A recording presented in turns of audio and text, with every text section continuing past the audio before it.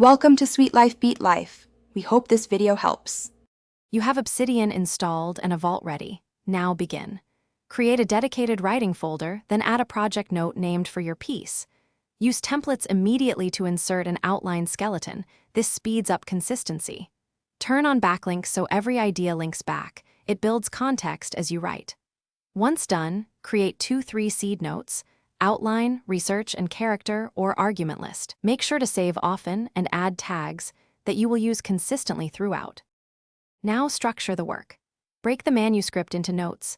Outline individual scenes or sections, research, and draft pages. Link generously using internal links so you can jump between references and outline nodes. Use YAML or front matter tags for status, draft, revise, final.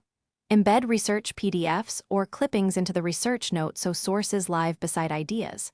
Once linked, use the graph or backlinks to visualize gaps and pacing. Make sure to version drafts.